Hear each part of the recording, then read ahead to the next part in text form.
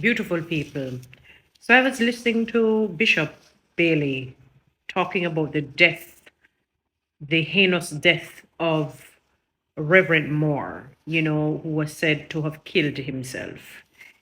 And, I wonder if Reverend Bailey was a detective or a pathologist, in his previous life, as how people like to term things, And I said, jokingly but seriously at the same time, because how he expounded on the death of Reverend Moore and explained it could not, based on how he speaks, it would come across that it could not be suicide, based on how he was describing the death and what the pathologists, whether private or public pathologists, have posited.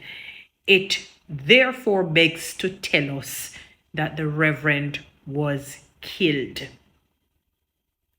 possibly assassinated, possibly, murdered.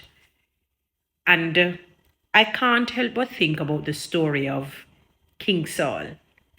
Remember King Saul? God, he reigned for what? 40 years? But 38 out of the 40 years, the Spirit of God left him. The anointing of God left him. So 2 years the anointing was with him. And God raised up a remnant, a young king called David, valiant man, strong man. And King Saul got so jealous when the women sang, Saul killed 1,000, but David killed tens of thousands. And from then on, he never stopped and tried to kill King David. But before all of that, they would have developed a father and son friend sort of a relationship. He would spend time in the palace. David's father would send him over so that he can help Saul. And when that evil spirit would come and take hold of Saul, David would play his harp and the evil spirit would leave momentarily. And the young man came and bragged, sort of a way, not covertly, sorry, that he killed Saul. Saul told him to come over since he died on the sword and was almost dead. He said, come and kill him. And David got his men to kill the fellow and said, how dare you kill God's anointed? And David wept for the death of Saul and Jonathan.